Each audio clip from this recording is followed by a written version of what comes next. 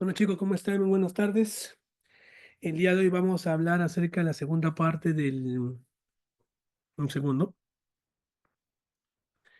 del capítulo de falla cardíaca, de lo que concierne al manejo de la misma.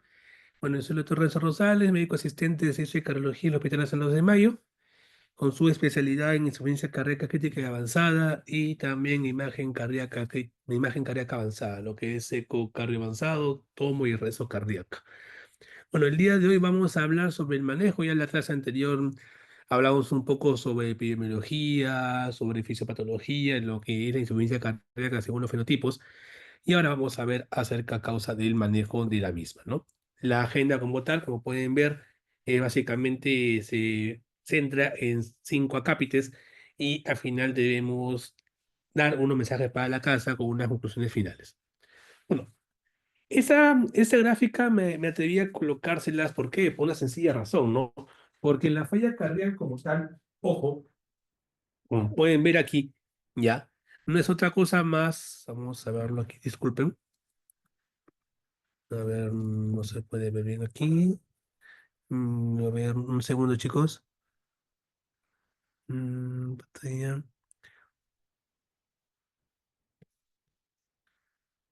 A ver, un segundo, por favor. Bueno, bueno, listo. Si ven el puntero aquí, ojo, cuando ocurre el evento descompensante de la insuficiencia cardíaca, de acuerdo que estamos en el periodo inicial del evento clínico, obviamente, a medida que ocurren o se solucionan los factores que condicionan que esta entidad se haya generado, por lo tanto, se busca encontrar la causa, ¿no? Pero una vez de que el paciente es estable el cuadro cardíaco, es decir, se comienzan los cuidados tradicionales, medidas farmacológicas, no farmacológicas, vamos a ver en un momento. Ojo, llega un punto en el cual que poco a poco, miren, el basal del paciente comienza a deteriorarse, ¿no? Y esto se debe a dos factores principales, ya sea a la propia enfermedad per se o a la falla, o a la falla en el tratamiento o en la adherencia al mismo, ¿no? Y eso hace que el paciente vuelva a recaer por un cuadro de falla cardíaca. Las medidas tradicionales suelen incrementarse mucho más, pero miren cuando recupera, cuando se estabiliza el paciente, nunca vuelve a la misma clase funcional que como estaba antes. Por lo tanto, cada descompensación del cuadro de falla cardíaca, no, por más de que el paciente se encuentre hemodinámicamente estable y euvolémico, ojo, no siempre o casi nunca va a volver a como regresó en su primera descompensación, ¿no? Por lo tanto, esos episodios, si es que se repiten, van a lograr que se incrementen más las medidas de manejo, incrementando más la necesidad de cuidados paliativos, llegando a un punto en el cual que ya no hay un retorno a una estabilidad hemodinámica adecuada, entrando en un contexto de falla cardíaca avanzada, que prácticamente es que se define, bueno, va a tener muchas definiciones, pero en sencillo, es la incapacidad que tiene el corazón para poder volver a su estado basal a pesar del tratamiento médico óptimo. Y solamente en esas situaciones, miren, ya los cuidados convencionales ya no hay más que hacer,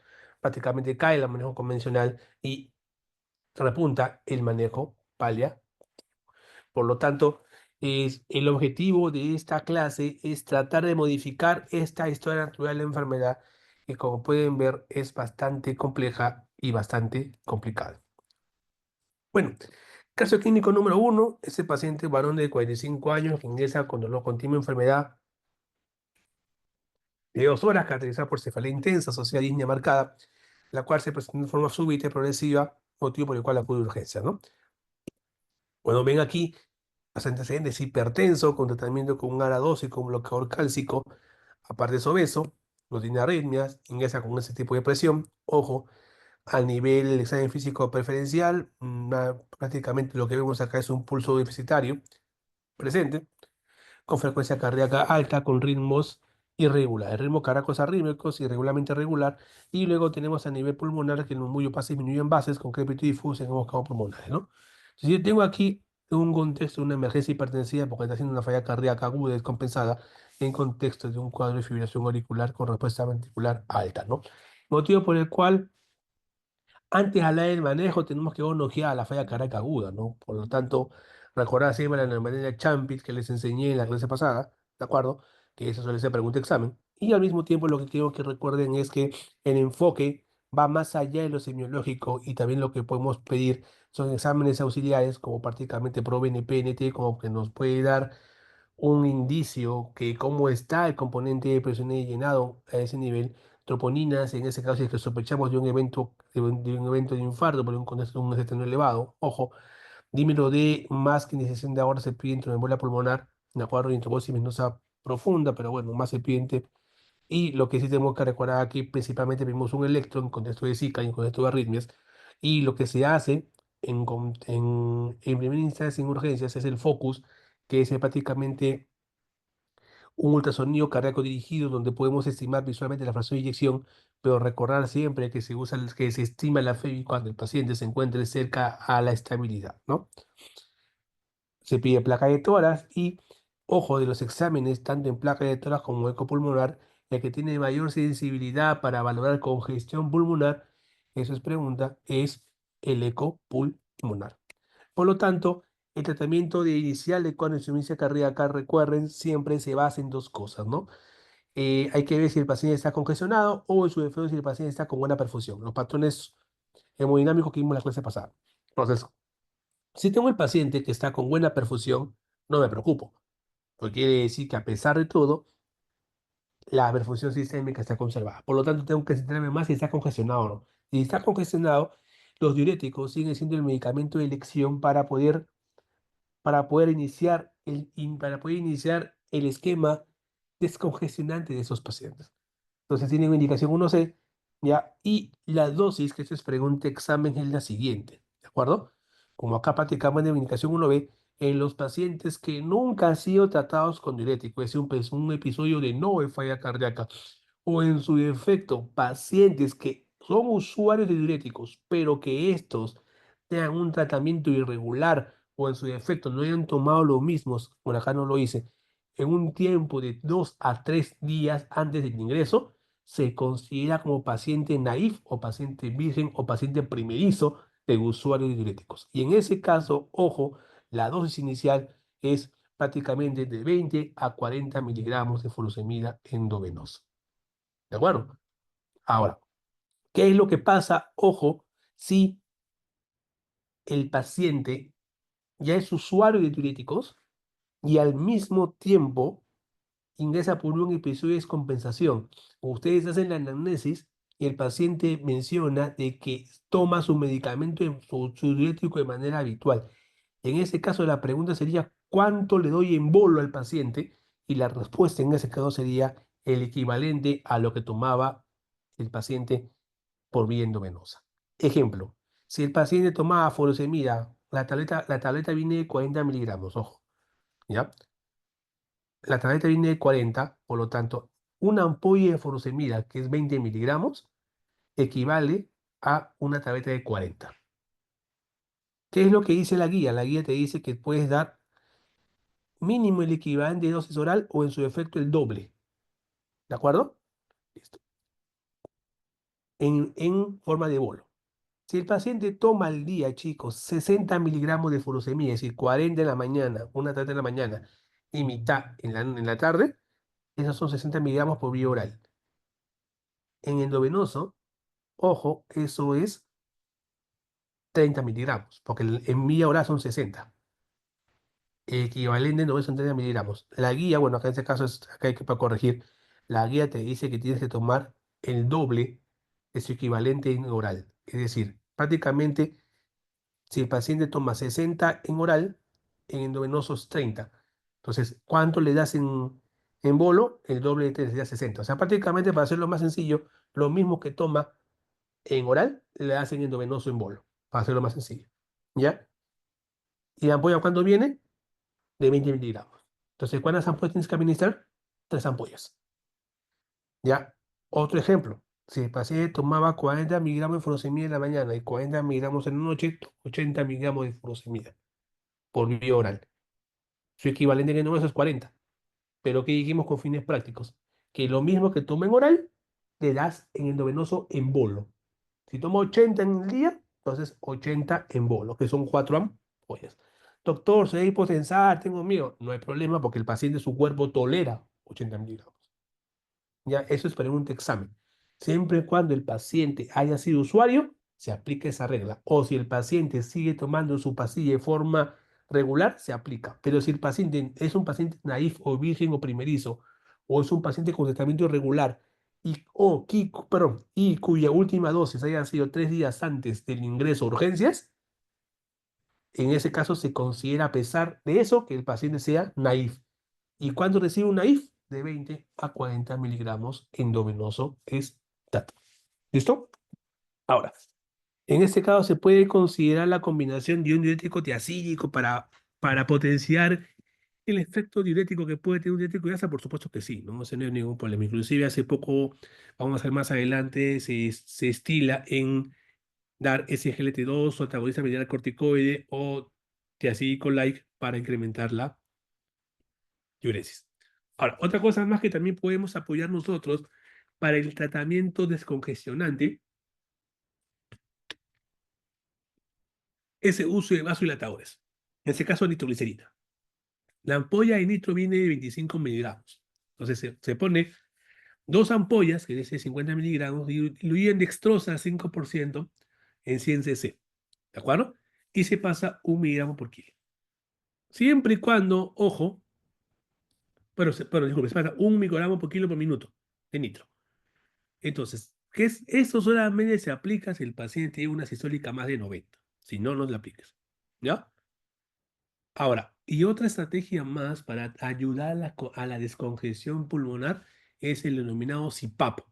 ¿De acuerdo? Que se usa siempre y cuando el paciente tenga, ojo, no tenga lesiones en la cara, esté consciente y esté con episodios de hipoxemia. ¿De acuerdo? Se le puede dar CPAP para poder tratar de coadyuvar junto con el diurético y junto con el vasodilatador en mejorar el tratamiento descongestionante pulmonar. Y es prácticamente esto, ¿no? Mira, paciente que llega por un episodio de falla cardíaca aguda descompensada, está congestionado. Perfecto. Entonces tenemos que ver si está hipoperfundido o no. Si no está hipoperfundido, como hemos dicho, diuréticos de asa como primera elección con la tingencia que ya le mencioné, ¿no? Si el paciente se alivia la congestión, perfecto, se optimiza el tratamiento médico de acuerdo al fenotipo. Pero si no, hay que aumentar la dosis de diuréticos, lo vamos a hacer en un algoritmo más tarde, ¿de acuerdo? O se combina diuréticos. Si por algún motivo resiste, se le pone, obviamente, se le cataloga como cuadro de resistencia diurética, que lo vamos a ver en el seminario de falla cardíaca, y si a pesar de eso no funciona, se le hace terapia de ultrafiltración. Pero si el paciente está con hipoperfusión, aparte de descongestionar al paciente, tenemos que dar manejo inotropopresor para poder mejorar más la perfusión sistémica. Y en ese caso ya estemos en otro contexto. Si es que a pesar de eso continúa con hipoperfusión, ya estamos para usar asistencia mecánica ventricular o terapia de reemplazo. Ahora, ¿qué es lo que pasa en un paciente con edema agudo pulmonar? De acuerdo que se define prácticamente con congestión más de dos tercios de los campos pulmonares, ¿ya? Y pues, casi siempre se asocia con hipoxemia. En estos casos, el oxígeno fundamental es vital, ¿ya? Y hay que evaluar la presión sistólica sistémica. Si esta es mayor a 110, lo ideal sería combinar diuréticos con vasodilatadores, ¿de acuerdo? Pero si no tiene esa PA, hay que ver signos de hipoperfusión, ¿no? Si no tiene hipoperfusión, solamente diuréticos, y si tiene hipoperfusión, usar inotropos con vasoconstrictores. Como hemos hablado prácticamente de los diuréticos, hay que hacer un pequeño énfasis en cómo es un poco su fisiología, ¿no?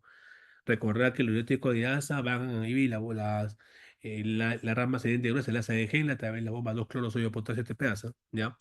Y eso va a facilitar no solamente la no absorción de sodio y cloro, sino que simplemente vamos a perder potasio, también vamos a perder magnesio y calcio. Por lo tanto, cuando ustedes dan furosemia es importante vigilar potasio y vigilar calcio, porque vamos a tener hipomagnesemia o hipocalemia, ¿ya?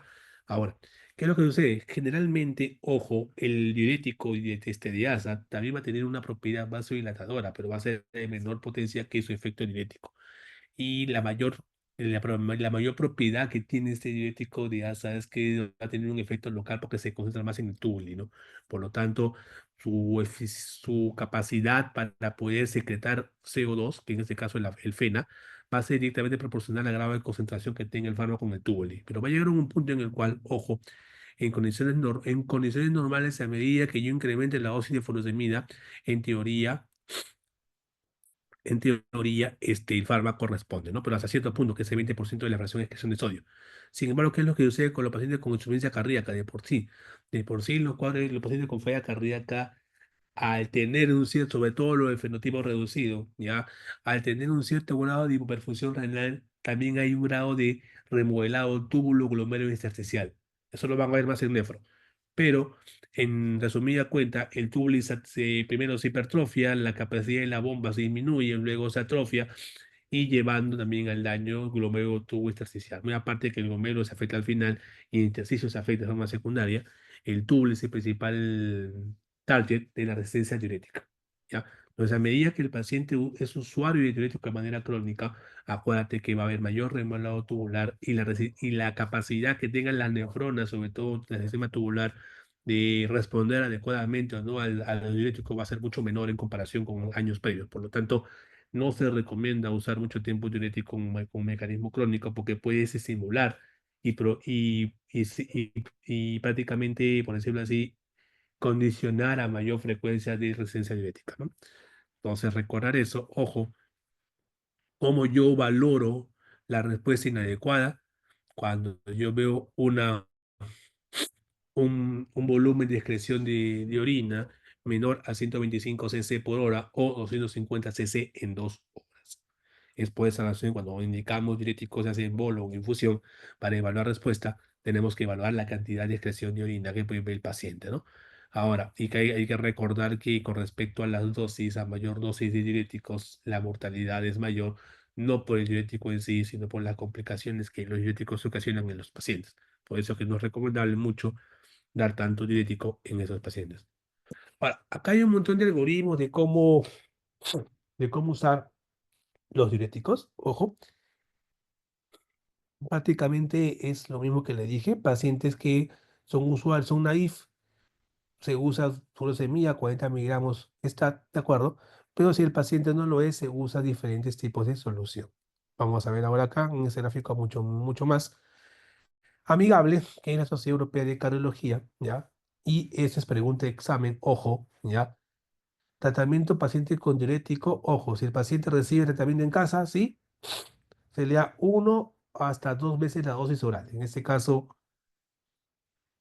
yo lo uso de manera equivalente en lo mismo que recibí en oral en endovenoso, ¿ya? Pero si el paciente es naif, recibe 20 a 40 miligramos de furosemida en bolo. ¿Qué tengo que evaluar para ver respuesta? Dos cosas, el volumen urinario o la excreción de sodio. El volumen urinario lo veo en 6 horas. En cambio, la excreción de sodio lo veo en 2 horas. Si yo tengo un nivel de sodio en orina o mayor a 50 o 60 miliequivalentes por litro, es una buena respuesta. Pero si yo veo un volumen urinario mayor a 100 cc o 150 cc por hora, en 6 horas se considera buena respuesta. Si es así, repetir la misma dosis, 40 miligramos cada 12 horas. Pero si no, hay que duplicar la dosis endovenosa hasta conseguir el objetivo. Y se hace lo mismo paso, o sea, se revalúa o cada 2 horas o cada 6 horas. Si continuamos, si ya a pesar de que hemos duplicado la dosis, no si ya acá que sea 40, acá damos 80, ojo, si vemos que el paciente sí responde, hay que continuar con la congestión, o sea, prácticamente 80 miligramos cada 12 horas. Pero si el paciente no continúa, o mejor dicho, si el paciente no tiene respuesta adecuada, se tiene que ir a tratamiento combinado. Y prácticamente lo que le mencioné acá para pacientes con tratamiento inicial de falla cardíaca, se da oxígeno, siendo igual la saturación de oxígeno se llama 990, ¿de acuerdo? Y en ese caso tenemos que recordar acá que el uso de ventilación no invasiva, o sea, CPAP, ¿de acuerdo? Se debe considerar en pacientes que tengan las siguientes características. Pregunta examen, frecuencia cardíaca más de 25, perdón, frecuencia respiratoria más de 25, saturación menos 90, que no tenga asfixia metabólica y que no tenga ninguna complicación a nivel facial, ¿de acuerdo? Ese es para los pacientes que son candidatos a CPAP. Ahora, la pregunta acá vendría a ser cuál sería mejor, bolo o infusión, ¿no? Porque hay dos formas de tratar o dar furosemida, sea con bolos intermitentes o infusión continua por medio de bombas de infusión.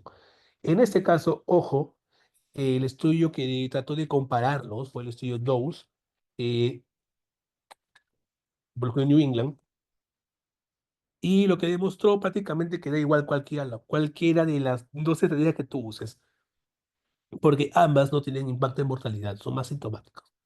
Pero obviamente también como seguimos con la respuesta, ¿cuál es mejor, cuál es peor, no?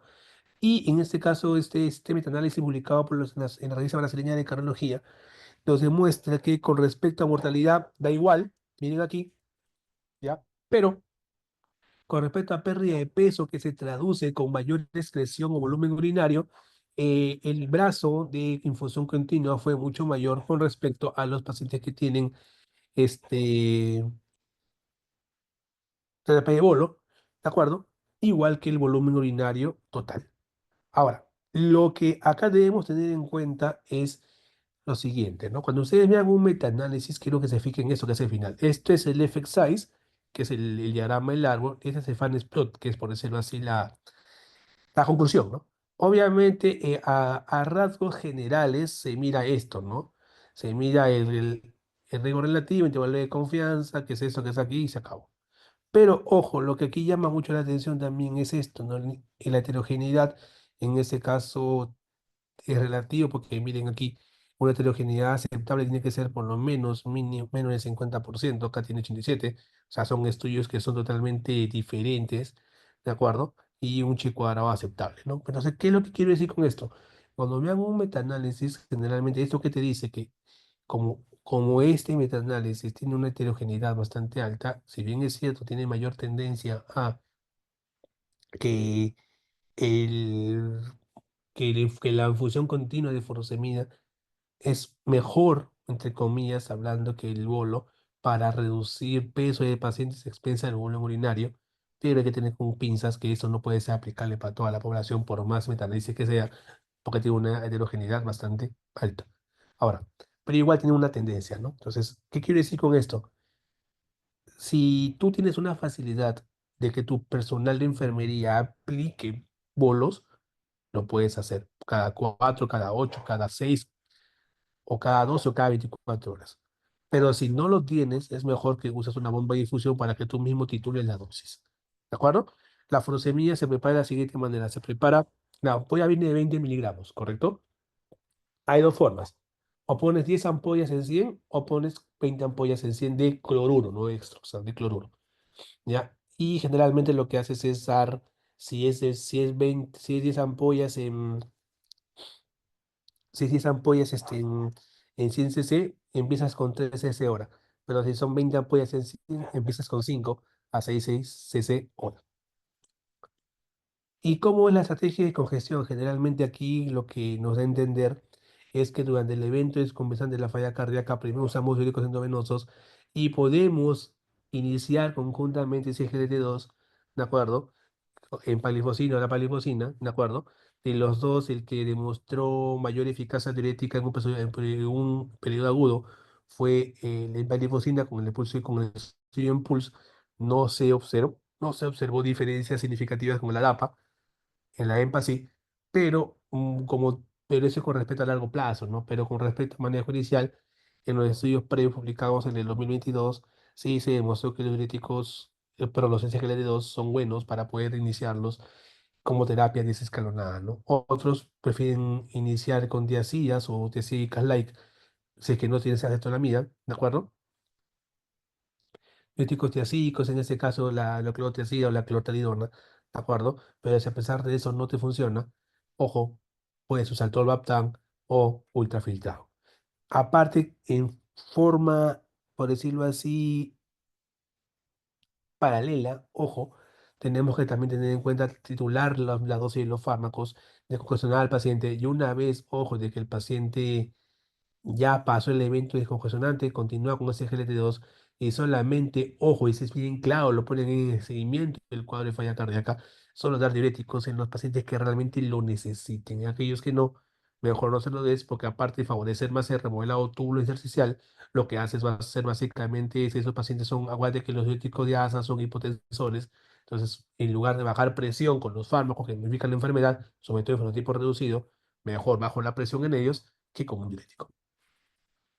Listo.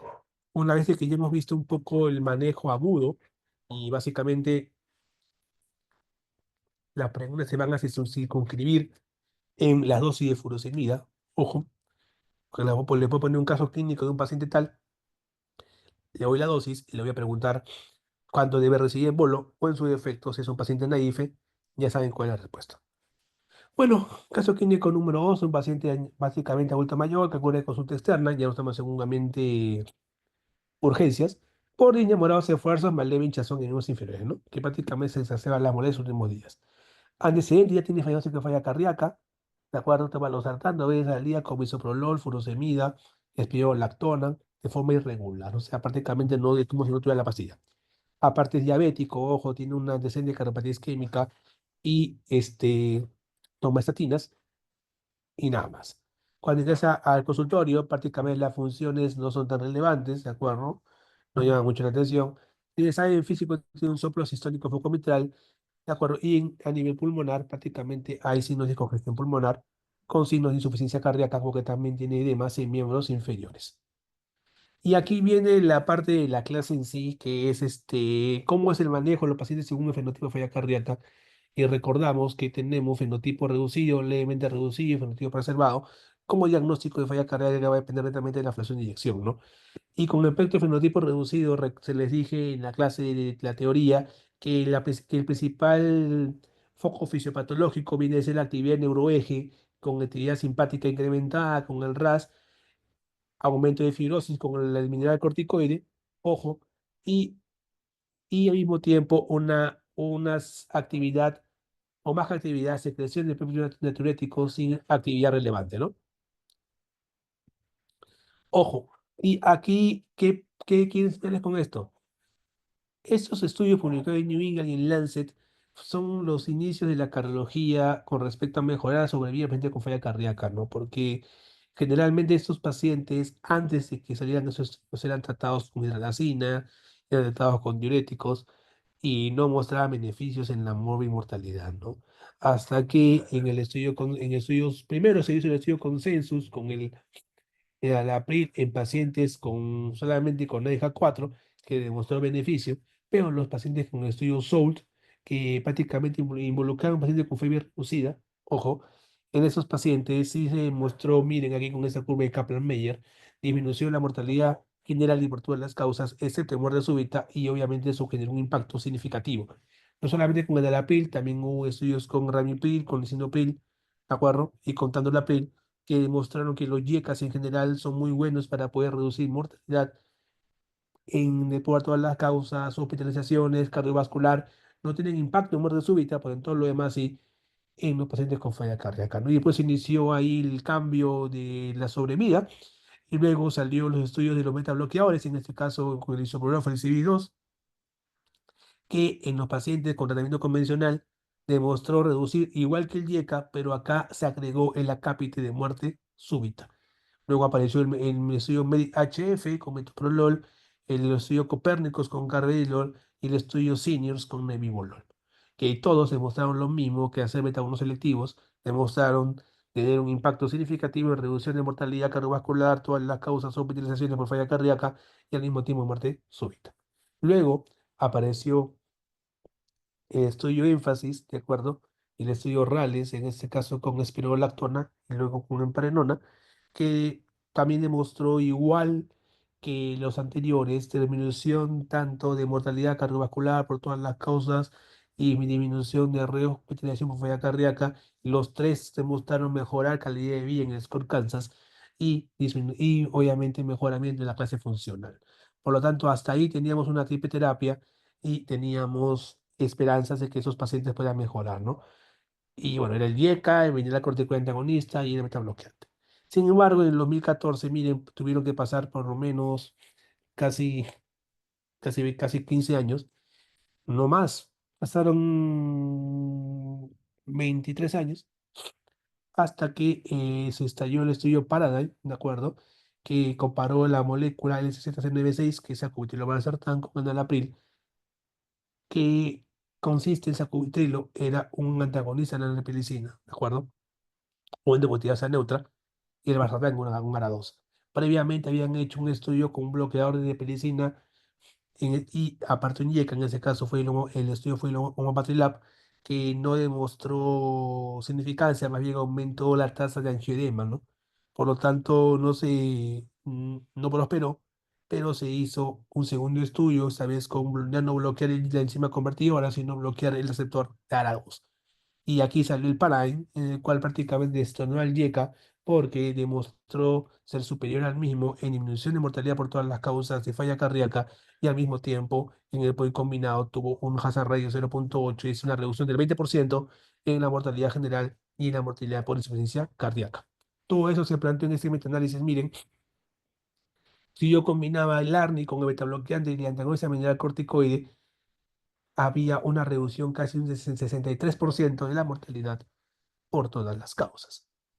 Esto era un sueño. Miren la época solamente con el IECA, con el estudio Soul, 0,83 de borre. Y si combino los tres, llegaba a 0,37. O sea, era una reducción bastante significativa de esos pacientes. Sin embargo, aún se seguían muriendo. Y a medida de que yo también combinaba resincronizador, combinaba DAI, también obviamente ya con dispositivos mecánicos, el pronóstico puede mejorar en la mayoría de pacientes. Ahora, ¿cuál era el problema hasta ese entonces, en estos años, sobre todo 2017? Que el ARNI en este caso era solamente de una sola casa farmacéutica, por lo tanto tenía monopolio absoluto, ¿no? Y el costo era enorme, o sea, enorme digo porque en el Perú, en ese entonces, sacubitril valsartán, que llegó creo que en 2018, 2019, costaba mensualmente aproximadamente unos 300 soles. Y el beta bloqueador, vicevisor, te daba ESIS y también te daba la tunesis. Pero ¿qué es lo que pasa? Que la mayoría de los pacientes de nuestro hospital y en nuestro país no tienen muchos recursos que digamos. O sea, 300 soles para ellos en ese entonces era prácticamente 15 días de comida. Entonces, quitarle 15 días de comida a un paciente como que no va bien. Pero en ese caso, ojo, ¿cuál es la alternativa? YECA, que no daba ESIS, ¿de acuerdo? Esto, beta bloqueante y antagonista corticoides, si bien es cierto es 0,44 de RR, pero igual, o sea, es una reducción significativa bastante importante en comparación con los previos, ¿no? Pero bueno, hasta donde yo sé, ahorita han hecho gestiones para que pues sí de esa el valsartán y por eso que se puede tranquilamente dar esta tipo de terapia hasta ese entonces, ¿no? Bueno, luego siguieron más estudios, ¿de acuerdo? En este caso, ojo, dentro de los estudios para el fenotipado de la fiebre reducida, ojo, salieron dos moléculas, la empaglifosina y la empaglifosina, ¿no? Con los estudios de APA Heart Failure y con el estudio en perro Reduce, que como dije en la clase anterior, bueno, se lo repaso, el tema con la DAPA y la EMPA fueron estudios que accidentalmente salieron a la luz, porque esos fármacos fueron primeros estudiados como antidiabéticos en el estudio en Parrej de la empaglifosina, en Parrej Outcome, y el estudio de Clertimi, que fue con la DAPA. Y uno de los puntos de seguridad que pedía la FDA era que reducieran incidencia de hospitalización de falla cardíaca porque la DM es factor de riesgo para infarto cardiovascular. Y demostró que era significativamente bueno estos fármacos para prevenir una hospitalización por falla cardíaca. Entonces, como el fenotipo reducido es el más estudiado, se decidió hacer esos estudios en simultáneo en pacientes sin diabetes, ojo, pero con fiebre reducida, y demostró, por ejemplo, la empaglifosina, que es acá, una reducción de un 25% y la DAPA una reducción de un 26%. Cabe resaltar que los pacientes con DAPA fueron mucho más selectivos y los pacientes con EMPA fueron prácticamente mucho más chancados, por decirlo así, ¿no? Y al mismo tiempo recordar que los que tienen peor perfil renal, es decir, los que entraron en un estudio con peor perfil renal, fueron los de empaglifosina. Y eso se corroboró en Lancet en el 2020, publicado en el Congreso de Barcelona, el europeo, que prácticamente la Heart Failure y el empleo Reduce Mean mortalidad por todas las causas cardiovascular, primera hospitalización o rompe de falla cardíaca, de acuerdo, de prácticamente todo sin ningún fan explot y un effect size totalmente significativo a favor de los SGLT2. Por lo tanto, a partir de eso se anunciaron como los cuatro fantásticos.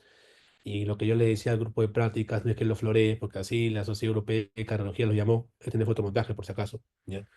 Y demostraron que estos pacientes con fiebre reducida deben recibir como medida estándar estos fármacos para poder disminuir mortalidad y tener todos los outcomes lo menor posible para eventos mayores favorables, ¿no? Ahora, en este caso, ojo, ¿qué más se puede dar? O sea, no solamente es en los cuatro linfáticos y en fiebre reducida, sino hay que ver que el paciente no tenga bloqueo completo de rama izquierda, que requiere un resincro, paciente que no tenga, creo que ver para poder poner un DAI para prevención primaria de muerte súbita, ojo, ver que no tenga anemia para darle sino carboximaltosa, lo que le dije en la visita a los chicos.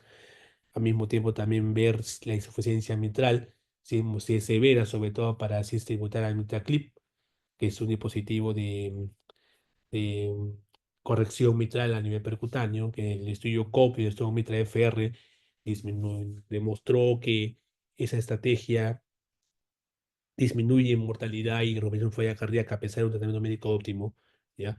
Al mismo tiempo también tenemos que ver que no tenga FA, porque si no se tiene que hacer ablación. El estudio Kastler demostró mejorar eh, beneficio en estos pacientes, sobre todo con fiebre reducida, ¿ya?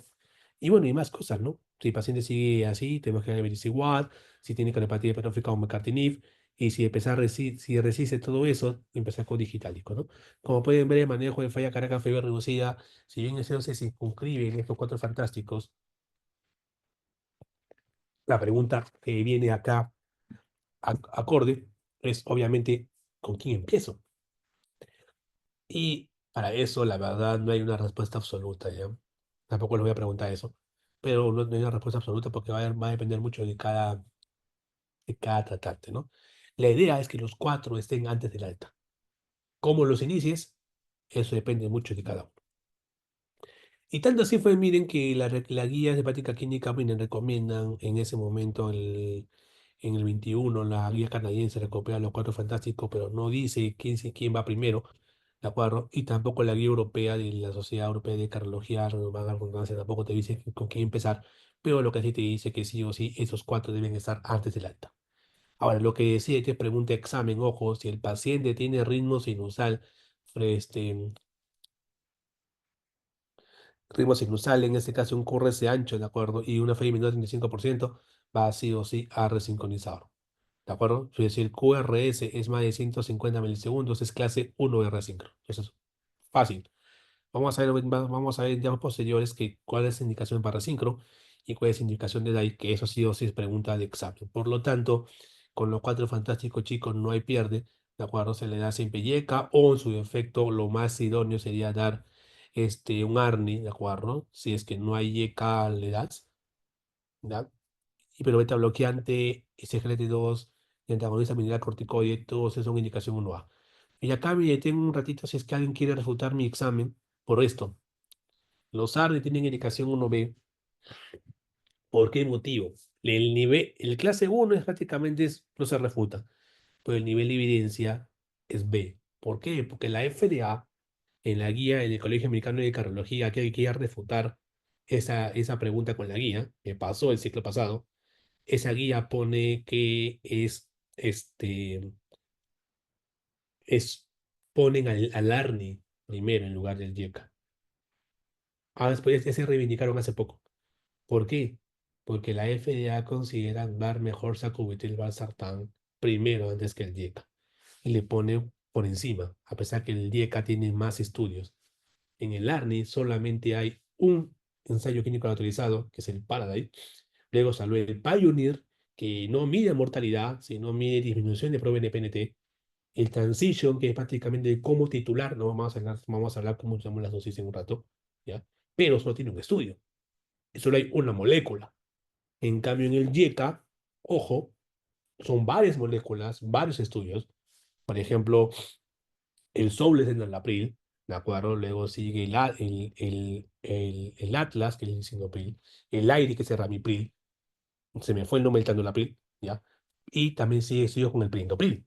Entonces, todos los que terminan en Pril, casi todos, tienen estudios, ensayos clínicos aleatorizados que demuestran que la familia de los YECAs son buenos. Por lo tanto, cuando me refuta el alumno del ciclo pasado, le dije, oye, pero esto es 1A, esto es indiscutible, esto es ley. 1B, si bien es cierto, sigue siendo clase 1, pues entre 1A y 1B, siempre el 1A hace que pesa, ¿no? Obviamente, no digo que no se lee ARNI, por si acaso, y lo aclaro. ARNI sí o sí das. Si tienes YECA, ok, dale YECA, o ARA2, si es que no puede tolerar el IECA, y luego titulas al ARNI. O sea, tu objetivo es pasarlo al ARNI, porque el ARNI demostró en el Paraense mejor que el IECA, en ese aspecto. Pero, pero que des ARNI de un porrazo, no. ¿Ya? Ahora, otra cosa. Acá viene un concepto que se llama número necesario a tratar y número necesario a hacer daño. Son parámetros estadísticos que van más allá de los intervalos de confianza para poder decidir o no dar un fármaco, ¿no? En teoría, yo tengo que dar un fármaco que tenga un menor número necesario a tratar, o sea, un menor NNT y un mayor número necesario a hacer daño. ¿Cómo se traduce? Un fármaco ideal es aquel que requieres menos pacientes para tener un efecto y requieres muchos pacientes para ver un efecto adverso. Eso, el último es el número necesario de hacer daño y el primero es el número necesario de tratar. Solamente comparación. El NNT de sacubitril/valsartán es 45. Es decir, necesitas 45 pacientes para que uno tenga beneficio. El NNT de Anapil es 15. No miento, perdón, es 25. O sea, necesitas solamente 25 pacientes para que uno tenga beneficio del estudio. Cuando respecta al efecto adverso, ojo, al NDR, el NDR del sacubitril/valsartán es 36 y el NDR del IECA es 55. Entonces, obviamente, pues el IECA es un poco más seguro en ese aspecto, ¿no? Pero si solamente ustedes se concentran en el OR, obviamente, pues no hay discusión. El ARNI es mejor que el IECA. Pero ya en la práctica uno tiene que discernir. Y eso es lo que yo le decía a los chicos en la práctica, cuando estábamos haciendo una consulta. No se trata de solamente esto, sino de discernir las guías. ¿Ya? Entonces, y para eso hay múltiples fenotipos de falla cardíaca, no, perdón, múltiples subfenotipos de FEBI reducida, ¿no? Pacientes que tengan una presión limítrofe, pacientes que tienen zona que tengan AFA, falla renal, en fin. Entonces, la pregunta del millón es, doctor, entonces, de esos cuatro que me está hablando, ¿con cuál inicio? Porque cualquiera se pregunta eso, ¿no? Idealmente, como pueden ver aquí, ¿qué es lo que debemos cuidar en los pacientes? Esos cuatro fármacos, quieras o no, aparte de ser un efecto de remodelado inverso, o sea, quiere decir, inhiben o regulan de forma positiva el sistema neuromoral y hace que el efecto de remodelado adverso se detenga, comience a haber un efecto de antirremodelado y el corazón pueda recuperar su volumen, pueda recuperar su geometría y por lo tanto la FEBI mejora. Sin embargo, ojo, ¿cuáles son los efectos adversos principales? La hipotensión. Por lo tanto, ¿cuál de estos cuatro fármacos son los menos hipotensores? Siempre los SGLT2 son menos hipotensores. En segundo lugar, los antagonistas mineralcorticoides. Eso es lo que recomiendo iniciar primero y luego ir titulando con el YK o el ARNI y su efecto luego ver frecuencia cardíaca para titular o no los beta bloqueantes. Ahora, ¿qué pasa? ¿Qué pasa? Hay otro grupo farmacológico que también se aplican en estos pacientes, que son los inhibidores de los canales Fanning. Te pregunta examen. ¿En qué casos yo doy inhibidores de canal de Fanny? En los pacientes que tengan FEI menor o igual a 35% y que a pesar que estén con dosis máxima de betabloqueante o dosis máxima que el paciente pueda tolerar de betabloqueante, la frecuencia cardíaca sigue igual, mayor a 70 latidos por minuto. ¿De acuerdo? ¿Cuántas son las dosis de betabloqueante? De bisoprolol empiezas con 1.25 miligramos, llegas hasta 10. La guía dice 2.5, pero en práctica es 1.25. Con metoprolol empiezas con 11.5, llegas hasta 100, ¿de acuerdo? Una vez al día. El carvedilol inicias con 6.25, vas con 25 miligramos cada 12 horas. Y el ibolol es igual que el viso, 2.5 hasta 10 miligramos. Pero ¿cuál es el problema de los beta bloqueantes? En este caso, la mayoría de beta bloqueantes, excepto el ibolol, suelen tener un comportamiento bastante negativo en lo que es la disfunción eréctil, ¿no? El nebivolol no da ese problema, así que por eso sí que tienes pacientes varones que obviamente les afecte eso, bueno, las nebivolol, ¿no? Pero el problema no va ahí, el problema es que, por ejemplo, de los cuatro, ojo, el que tiene mejor perfil para pacientes renales, que es si te hace filtrado menores de 50, es el carvedilol, ojo, que tiene mejor perfil para aquellos pacientes que también tengan arriba ventriculares el metoprolol y aparte es menos hipotensor que el bisoprolol. O sea, de los cuatro, el más hipotensivo es el bisoprolol, no sé por qué, a pesar que el nebivolol debería óxido nítrico, pero hay que tener mucho cuidado con el bisoprolol, ¿ya? Pero ¿qué pasa? Este paciente, a pesar de que tú le das la dosis máxima que pueda tolerar o la dosis máxima de guías, sigue con esta frecuencia cardíaca alta, das, en este caso, ivabradina, siempre y cuando esté en ritmo sinusal, ¿ya? Ahora, en este caso, si el paciente, ojo, sigue con clase funcional alterada, es decir, está con clase funcional 2 o 3, está con un poquito de edema, pero más su dificultad en clase funcional y está con la terapia cuádruple, ojo, lo recomendable ahí sería escalar a un inhibidor en la combinación ciclasa, que es el vericiguat. El estudio Victoria lo demostró que más que disminuir mortalidad, que tiene un efecto neutro, disminuía la hospitalización por falla cardíaca y mejoraba la clase funcional, ya sea por mejoría de la NIHA o de score Kansas. ¿Ya? Ahora, hay una consideración especial con respecto a la hidralazina, porque se funciona mucho mejor en los pacientes de raza negra, ¿de acuerdo? Y la digoxina, aquí van a ver un factor importantísimo, porque la digoxa era usada por los médicos maestros antiguos. ¿Por qué motivo? Porque la digoxa era como si fuera, es el único nootrópico por vía oral. Y en teoría se tenía la génesis que la disfunción sistólica era prácticamente solucionada si tú le das inotrópicos, ¿no? Pero la falla cardíaca con fiebre reducida es como un caballo, ¿no? Un caballo que está cansado, porque tiene poca fiebre, y la llegó que fue un látigo. Entonces tú le das latigando al caballo, el caballo sigue cansado, no lo relajas, no lo alimentas, no le das agua, pero la digoxina tú corre, que corre, que corre, que corre. Entonces la digoxina en el estudio DIG comparó pacientes con fiebre reducida en ritmo sinusal como tratamiento crónico.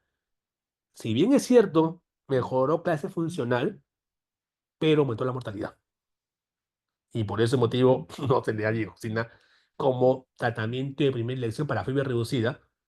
Es muy diferente el contexto de FA, que se puede dar como coadyuvante a control de frecuencia del beta bloqueante, pero para fiebre reducida aislada no se le da en primera instancia, solo se le da cuando el paciente ya es refractario a la mayoría de tratamientos convencionales y esté un pelín de pasar a trasplante o a cuidados paliativos. Es el estudio que prácticamente englobaba a la ibabraína, el estudio CHIEF, que prácticamente demostró en fiebre reducida que mejoraba mortalidad y sobre todo hospitalización por falla cardíaca en los pacientes con FEIM 9 en el 5%, y que a pesar que estén con beta bloqueadores, también bajaba mejor la frecuencia cardíaca y mejoraban los pronósticos en esos pacientes, ¿no? Sin embargo, acá les habría hablado del estudio Victoria, ojo, que como pueden ver con respecto a hospitalización por falla cardíaca, prácticamente tiene un efecto casi significativa, pero tiende al neutro, toca la unidad, ¿de acuerdo? Pero no tiene impacto mayor en la mortalidad, ¿no?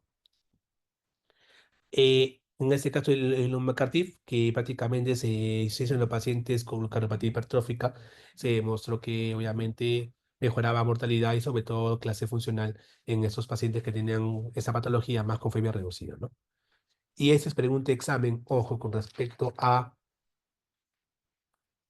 déficit de hierro, que es la última revisión, los europeos del año pasado, que prácticamente demostraron que los pacientes con fiebre reducida, aquellos que tengan ferritina menor a 200, hemoglobina menor a 11, ojo, le va fenomenal si se administra carboximaltosa. El estudio fue con Arfin y Ironman prácticamente lo respaldan, por lo tanto, todo paciente con fiebre reducida, y como le digo, grupo de prácticas, están obligados a tener estudio completo de anemia, que es hemoglobina, ferritina, saturación de transferrina, ¿de acuerdo? Y con eso se evalúa, ¿no? No se da, ojo, o sea, si ustedes consideran corregir la anemia, primero tienen que descartar que no sea secundaria a pérdida gastrointestinal u otra índole. Si al final de todos los estudios ustedes concluyen de que el paciente tenga una anemia crónica, en ese contexto sí vale la pena dar suplementos con carboximaltosa.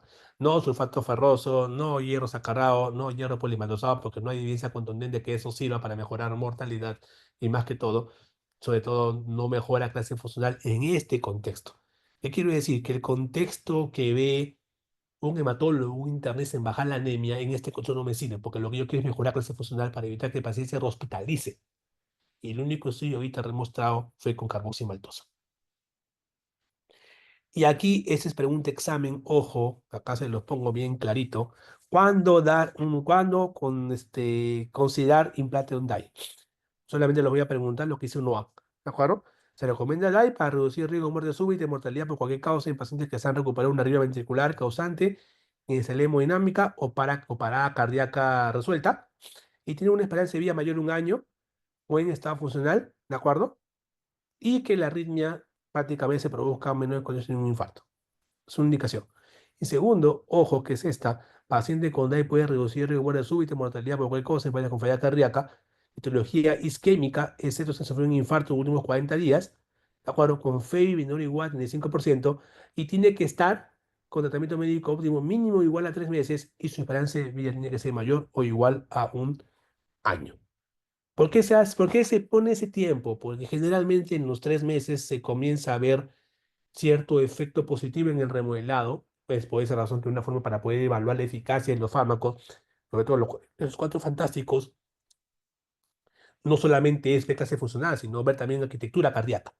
Y en algunos, sobre todo el estudio PROOF, que prácticamente fue con el ARNI, se hizo eco con los 3 6 12 meses, y si bien es cierto, se vio cambios significativos a partir de los 12 meses, se vio cierta tendencia a mejorar en algunos pacientes a partir del tercer mes. Por ese motivo, se ve que al mejorar volúmenes, mejora la FEBI, por lo tanto, que está en FEBI 30, puede subir a FEBI 40, y ya con FEBI 40 ya no es indicación de DAI.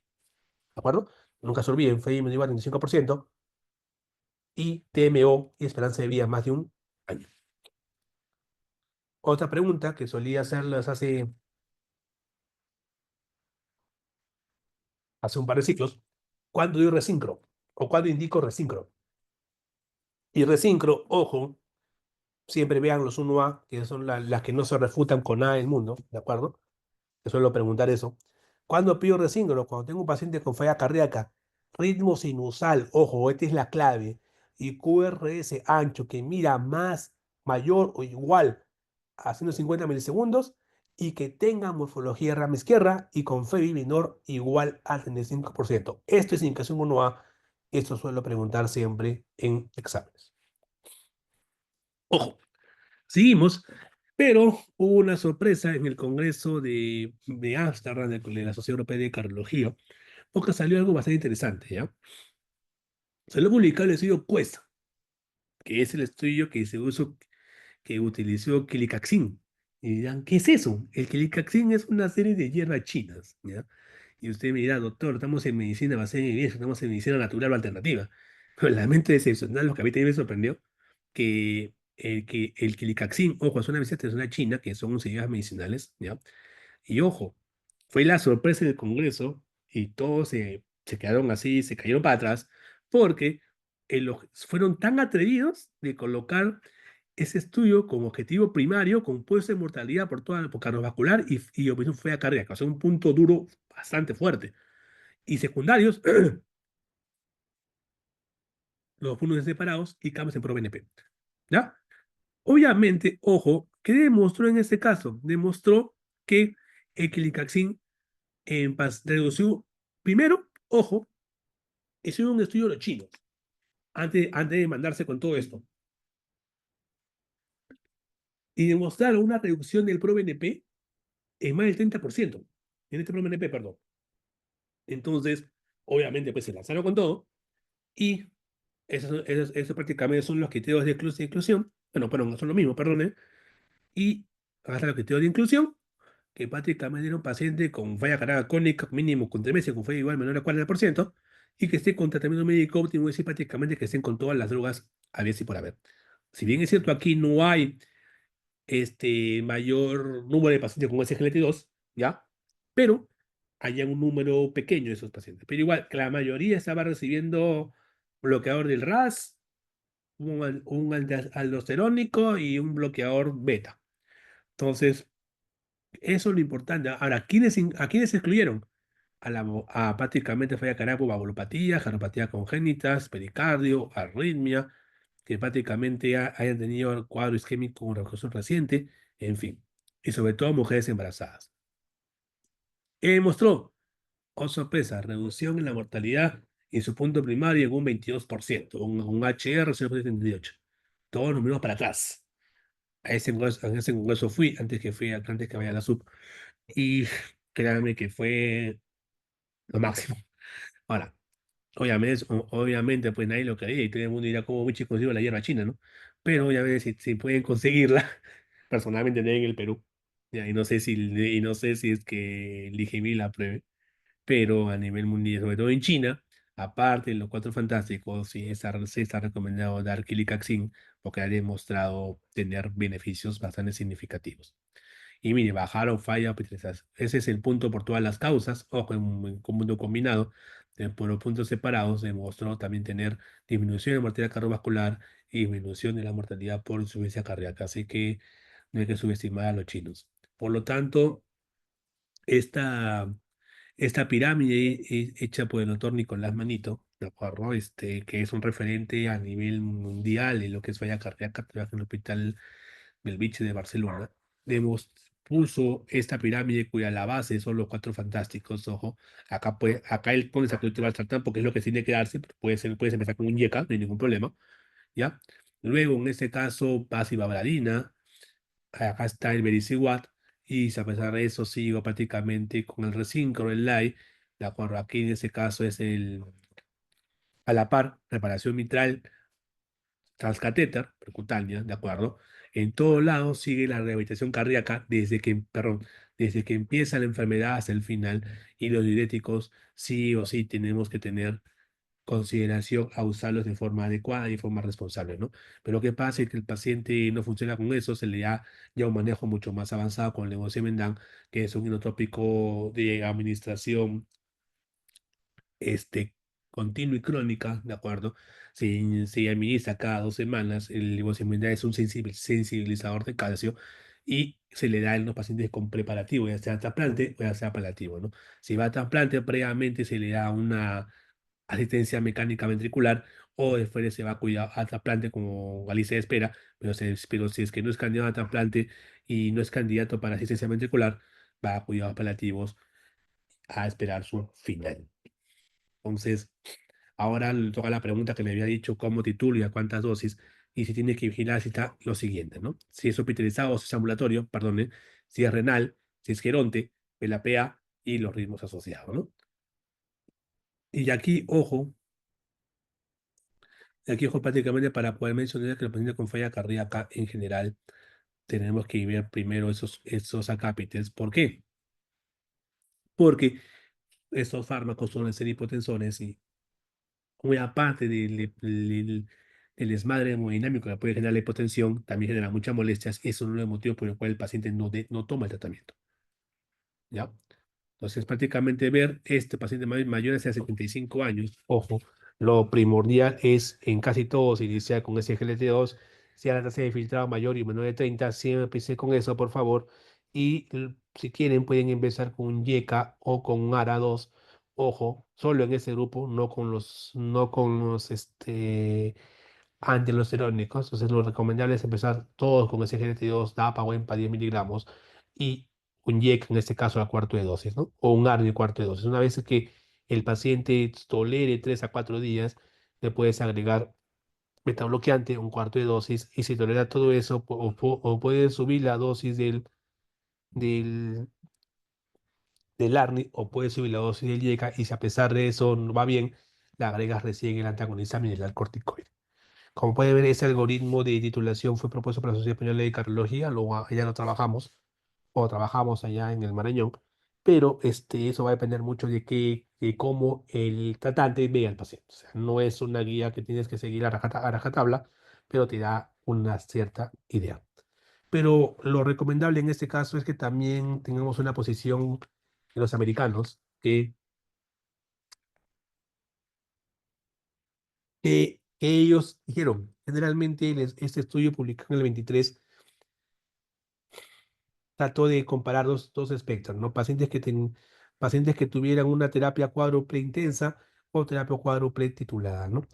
Entonces, ¿qué demostraron? Que generalmente las terapias intensas, ojo, en este caso ellos consideran que más tienen un riesgo de omisión que un riesgo asociado a la intensidad, ¿no? ¿Por qué? Porque si tiene un riesgo de omisión por temor a que se hipotense o temor o inercia terapéutica, todo eso, baja la sobrevida, aumenta la hospitalización, peora la calidad de vida y aumenta los síntomas. Es decir, está bien, no te dicen que des todo de un solo porrazo, no te dice, ok, dalo, pero trata de llegar a la dosis máxima del paciente con esas cuatro drogas el tiempo que esté hospitalizado, porque es el tiempo en el cual es la hora de oro o es el momento de oro para poder disminuir esto y mejorar la calidad de vida del paciente. Ese estudio se llama el estudio Strong, que prácticamente demostró que dosis altas en este contexto era mucho mejor que en comparación con las dosis convencionales, ¿no? Prácticamente con bastante significativo.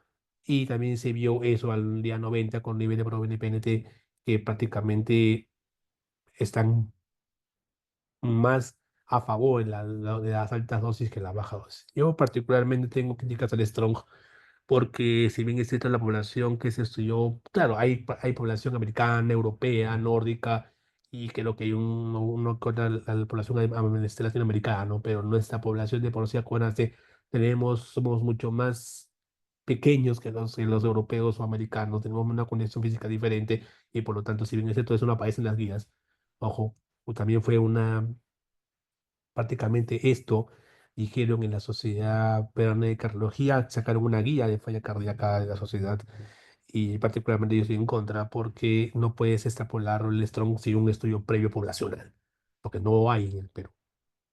Los únicos estudios de falla cardíaca en el Perú que hay son estudios de prevalencia y de estadística, es decir, de estudios de frecuencias. No hay un estudio cabeza a cabeza o que compare esto hasta el momento publicado en una revista inglesa grande. Por eso que particularmente no estoy a favor de que se extrapole, sobre todo el Strong aquí. Entonces, no quiero decir que no se haga, sino lo que quiero decir es que trates de darle de alta al paciente con la máxima dosis posible. No es bueno que tú des de alta al paciente con bajas dosis. O sea, esto no. Dosis bajas de todo el estudio por miedo a que pueda chocarse o por miedo a que pueda complicarse. No es bueno darlo. Por algo tienes esos 7, 10 días que el paciente tiene que estar hospitalizado para estudiarlo, compensarlo, ver la anemia, rehabilitación, todo eso, para tratar de tener una idea cómo el paciente va. Y es por eso que el algoritmo español me parece un algoritmo fenomenal para aplicarlo, porque te dice que tienes que verlo cada 3 días. 2, 3 días, ver cómo el paciente evoluciona. Entonces, una vez ves eso, vas saturando dosis, vigilando. Para si está hospitalizado, que mejor que el hospital para poder monitorizar al paciente. Pero no puedes, es prácticamente contraproducente que no titules drogas por temor a no hacerlas. Entonces, prácticamente el Stone demostró eso y el europeo también opina lo mismo, que se tiene que aplicar eso con un seguimiento por lo menos las primeras 6 semanas para reducir sobre todo riesgo de hospitalización y mortalidad por todas las causas. Acuérdense que la mortalidad mortalidad generalmente al año de paciente con falla cardíaca suele ser bastante alta, ya lo vimos en la clase pasada, igual la mortalidad en los primeros 6 meses. Ahora, ¿qué pasa con el fenotipo levemente reducido? Prácticamente el concepto de FMI nunca se olviden, debe ser dinámico, ojo. Y dentro de la fisiopatología que lo vimos la clase pasada, el fenotipo levemente reducido compartía tanto inflamación radical libre, mitocondrial versus neuromoral, ¿no? Entonces, hasta el 2021 las guías se decían solamente diurético para tratar la congestión y todos tenían clase de indicación 2B para poder tratar a estos pacientes, ¿no? Sin embargo, cuando salieron los estudios de la dalbalifosina y el Emperor-Preserve, ¿de acuerdo? Que curiosamente, ojo, englobaron a pacientes con FEI mayor o igual a 40%, en algo parecido con SGLT2, demostró que mejoraban sobrevida, ¿no? Por lo tanto, se acabó el limbo. Ojo, teníamos un fármaco que beneficia tanto a fenotipo reducido como a fenotipo preservado y levemente reducido, que son las glifosinas, los SGLT2. En caso clínico número 3, ojo, una paciente mujer cañosa que acude de consulta externa por disney buenos esfuerzos y palpitaciones, ¿no? Con leve hinchazón en miembros inferiores. Acá tenemos que el paciente ingresa con una apea y bueno, tiene un soplo con fuego mitral y está diamatizada y tiene crepitantes. Entonces, hasta ese momento le hicieron un eco, tenía FAI preservada, tenía FAI 55, ¿no? Y con patología mitral. Bueno, el error hasta hace 5 o 6 años era que se veía corazón como una bomba, ¿no? Y los cardiólogos tenemos el gran defecto la gran mayoría, no todos, que queremos que el corazón es el centro del mundo, cuando prácticamente casi lo es, ¿no? Pero en este caso, con la fe preservada, es más parte de un todo, es como un síndrome. Entonces, nosotros cometimos el error de englobarlo como algo singular, y es por esa razón que los ensayos clínicos que usamos nosotros con las febres reducidas, hasta cierto entonces, perdón, hasta cierto punto, perdón, no demostraron significancia estadística en ninguno. Por eso que se plantea la pregunta que solo es un problema cardíaco. No, miren, como ven acá, es parte de un todo inflamatorio, isquémico, renal, obesidad, la parte endocrinológica, la parte pulmonar, en fin, es una dieta.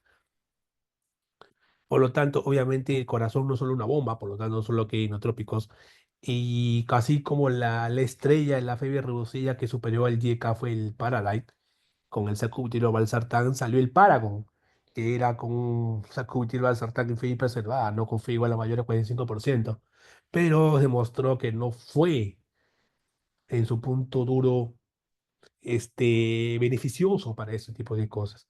Y aquí viene la crítica, y lo tengo que decir con todas sus letras. La FDA, en este caso, ojo, hasta el 2022 que salió su statement, publicó que se tiene que dar ARNI a los pacientes con fe preservada. Y uno dirá, ¿pero por qué? Si el páramo salió negativo.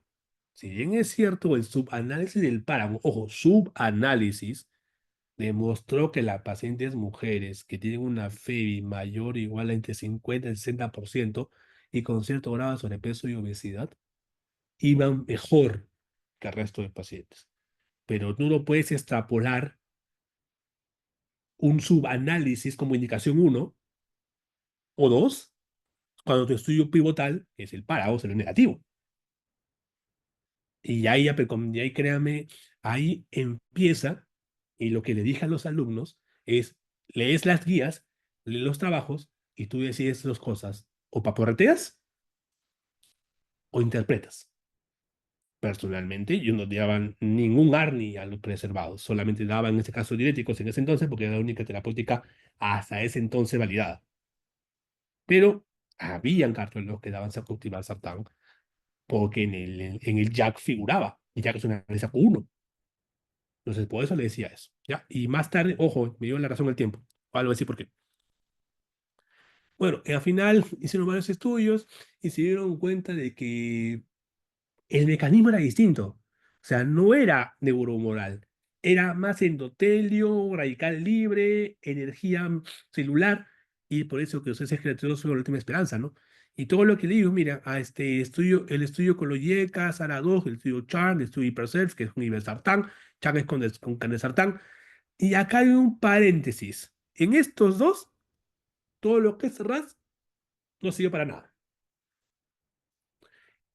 El TopCat, que fue un estudio con espironolactona, que es un mineral corticoide antagonista, ojo, demostró no tener impacto en la mortalidad, pero sí en bajar hospitalización por falla cardíaca y el subanálisis de ese objetivo primario que se cumplió, ese objetivo secundario que se cumplió, que es muy diferente al Paragon. El Paragon, en este caso, su punto primario, que era mortalidad por todas las causas, que es el punto duro más fuerte en toda estadística, no demostró nada.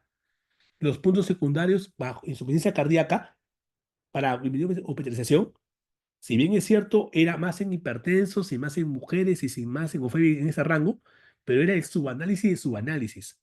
No estaba dentro del criterio secundario. En cambio, el TopCat sí. El TopCat lo que pasó fue que dividió a los pacientes en objetivos secundarios subfenotipos. No fue como un subanálisis que es un subrogado de un estudio pivotal. Y demostró que en los obesos, en las mujeres, tenía cierto impacto el mineral corticoide antagonista. No en mortalidad, sino en bajar hospitalizaciones. Y por esa razón que toca pasó indicación 2A, en fue preservada, pero igual tampoco no era tan fuerte. Y no a toda fue preservada le dabas que se lacto.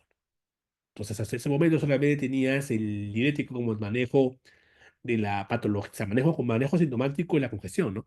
Entonces, acá es lo que les digo, mire, ese es el Paragon, ubicado en la Universidad de New England, ojo, punto primario, Perfecto, pero mira, mira la intervalo de confianza. Toca la unidad. Automáticamente, chao. ¿De acuerdo? Y el punto se mira, y el punto primario se basó en una combinación de falla cardíaca convertida por cardiovascular. Y y puntos secundarios fueron los claros cambios en la clase funcional. No estaba dividido por partes como estaba en el otro. Por lo tanto, hasta ese momento, ¿de acuerdo? Hasta el 2021 con hasta Barcelona, prácticamente toda la guía decía que era para fe y preservada, solamente dar sintomáticos, como en este caso diuréticos, y como indicación 1A te decía, trata las causas que lo originan. Controla la diabetes, controla la presión, trata el hambre del sueño, y nada más, ¿no? Pero, y esto fue un chiste, digo porque fue un chiste, porque generalmente, ojo, cuando salió, ese fue se publicó en el Congreso de Barcelona. Previamente los americanos publicaron el Deliver, en el Congreso del Colegio Americano de Cardiología, que fue, si más no me equivoco, 2 meses antes, en Toronto o Atlanta, creo. Todos dijeron, wow, sorpresa. Y ojo, cuando fue el Congreso Europeo de Cardiología, ojo, ¿qué es lo que pasó? Eso, muy me acuerdo que fui. Las guías suelen publicarse en el primer día del Congreso, a las 9 de la mañana, hora ya, que empieza el Congreso. Y esa indicación de la guía se publicó inmediato. Sin embargo, la empresa farmacéutica de EMPA es americana y salió y no pasaron su información por ningún motivo hasta que su estudio fue publicado en el mismo Congreso, 11 de la mañana. Y salió que la empaglifosina y fue preservada disminuía mortalidad por todas las causas. Por lo tanto, esa indicación que tenía 2 horas de publicada ya no sirve. Porque ¿qué te decía? Que solamente das diuréticos y das el tratamiento convencional. Y todos nos quedamos comprendidos, o sea, ¿cómo es posible que ahí ya es un conflicto de empresas, ¿no? Que los americanos publicaron esto en pleno Congreso Europeo 2 horas después de las guías. Esa es maldad, pues, ¿no? Prácticamente tu guía ya no sirve. Con eso han dicho europeo, tu guía no me sirve porque ya está actualizada. Entonces, eso fue. Y demostraron eso, o sea, disminución de la mortalidad por todas las causas. Y también publicaron lo muy sinvergüenza de los metaanálisis, que prácticamente en el Emperor Precept, el del Libre lo combinaron, prácticamente vieron que bajaba la mortalidad por todas las causas y con eso combinado entre mortalidad y falla cardíaca, falla cardíaca fue bastante significativo. Por lo tanto, los americanos en el 2023, y acá justo yo me acuerdo que cuando yo le decían que no, que no, que no de edad, me decían, vale, o sea, no sabes nada, te falta crecer, eres alguien egresado, de los maestros antiguos de varios hospitales, ¿ah? De muchos de ustedes que son los que son alumnos. Colegio Americano de Cardiología, 2003. El ARNI que lo pueden puesto en 2021 como indicación primero, mira dónde pasó. 2000. Todos calladitos. Porque obviamente se reivindicó el Colegio Americano de Cardiología, porque no podías poner comunicación inclusive 2A o 1, o sugerir un fármaco, por más que haya sido su análisis, primero, no puedes hacerlo, pero lo hicieron. Y en ese caso la FDA se lavó la cara y puso en la guía el ARNI, comunicación 2B. ¿En qué fenotipo? Esa es pregunta de examen. Pacientes mujeres con fe de 55-60% y sobre todo, ojo, lo más importante aquí, que sean hipertensas generalmente. ¿Ya? Pero en todos los pacientes, ojo, ¿qué se le da primero? SGLT2. Si les pregunto a ustedes, hasta el momento, ¿ah? No vamos a ver más cosas en la guía. ¿Cuál es el tratamiento de elección inicial en los pacientes con SGLT2? Perdón, con falla cardíaca fibra preservada, los SGLT2. Como primera línea es el momento.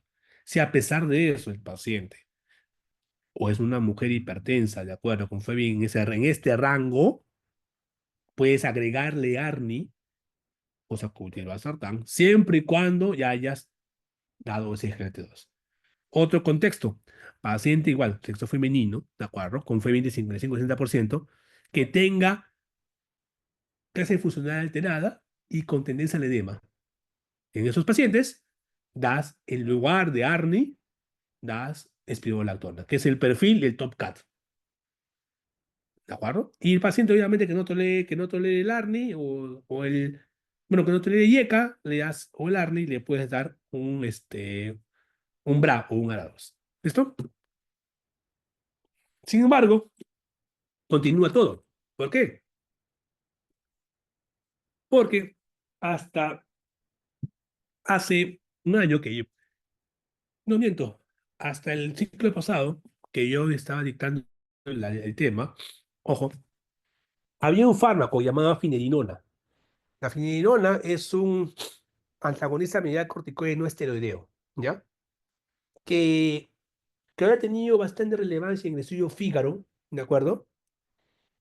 Que demostró disminuir el daño renal en los pacientes diabéticos. O sea, se recomendaba dar a pacientes con tasa habilitada mayor o igual a 60 para disminuir la nefropatía diabética.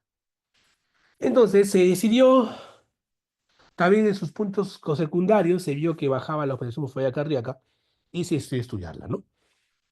Entonces, ese estudio en este caso, el fin es que primeramente reclutó a pacientes con FEI mayor al 40%.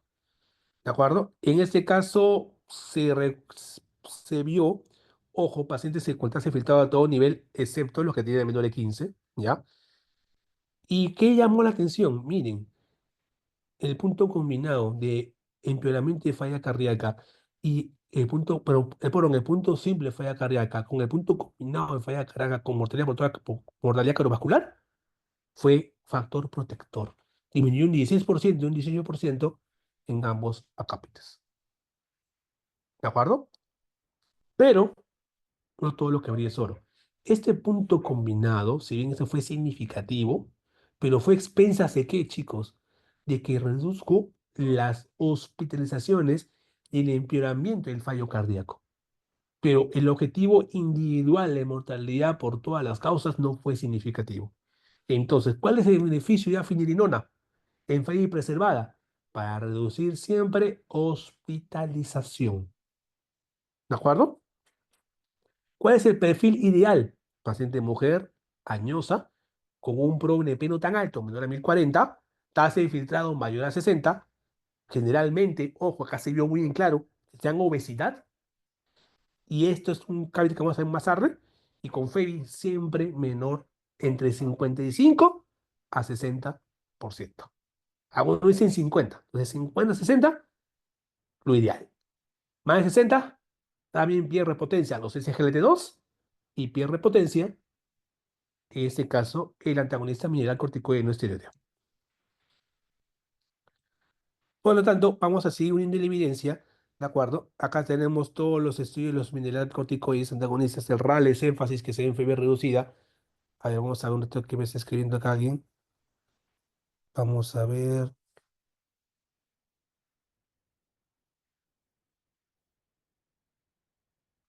Ah, la asistencia.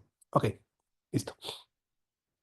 Seguimos. Entonces, acá en Rales el énfasis son con el espinol, el énfasis es con la empedonona, Rales es con lactona, son para pacientes con fiebre reducida, y el Top Cal y el Finish Arts Heart Failure fue con fiebre preservada, ¿no? Entonces, en este caso, acuérdate que el Top Cal fue con lactona y el Finish Arts fue con finerenona. Entonces, demostraron en ambos espectros que dar antagonista mineral corticoide aquí es fenomenal, ¿no? Ahora, la pregunta sería, ¿cuál sería la fisiopatología, ¿no? O sea, ¿por qué motivo tengo que dar esto? Con los SGLT2, aparte de mejorar el metabolismo mitocondrial, el factor que hace al hacer que nuevamente la mitocondria utilice como sustrato los cetónicos en lugar de glucosa, y por eso hace más una energía efectiva y con menos componente radical.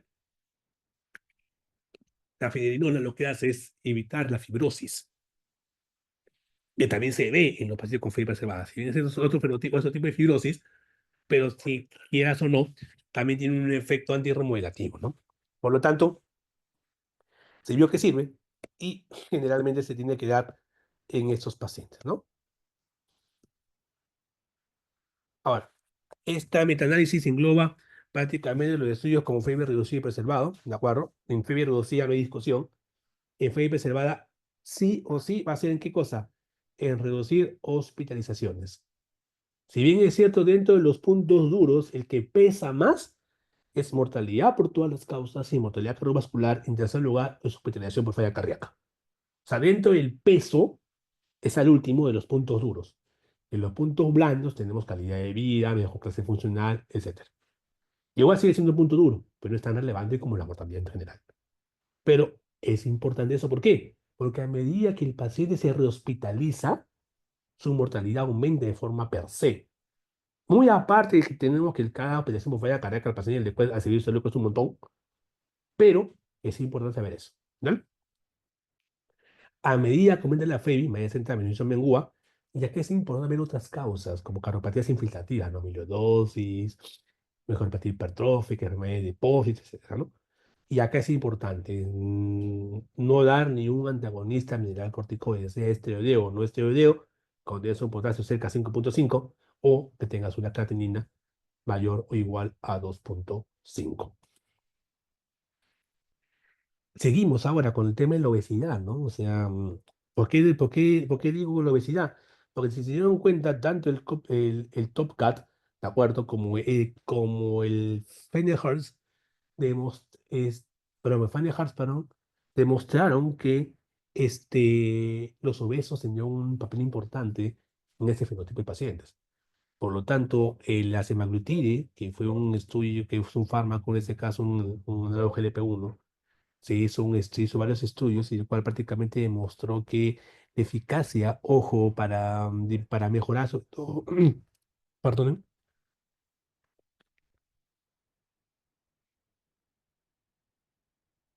ya está, para mejorar cambios en el peso, obviamente, y mejora de clase funcional, se ve mejor con los que reciben semaglutida y con los que no pacientes que tienen falla cardíaca, ¿no?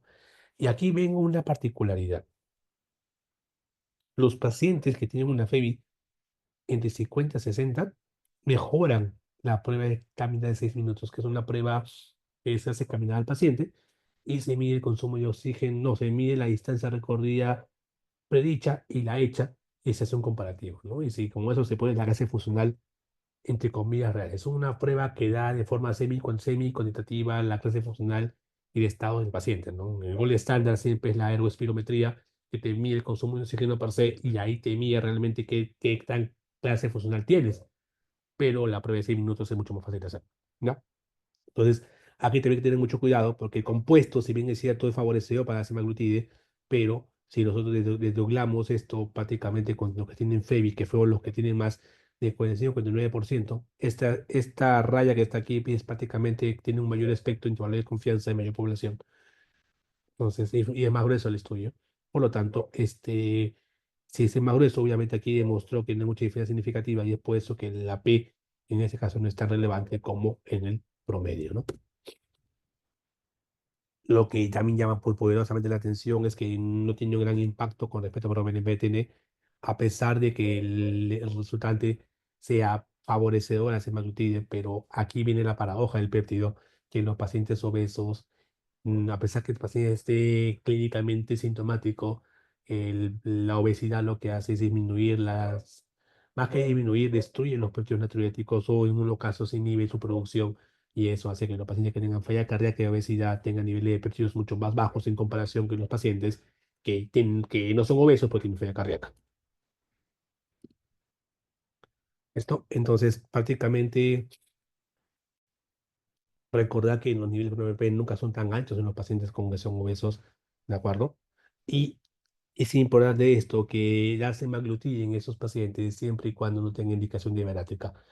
Particularmente no he visto ahorita un estudio de bariátrica con falla cardíaca, porque acuérdense que la cirugía bariátrica es una cirugía riesgosa. Bueno, no, más que riesgosa, es una cirugía que está muy de moda con respecto a la cura de la obesidad. La obesidad hoy es una pandemia.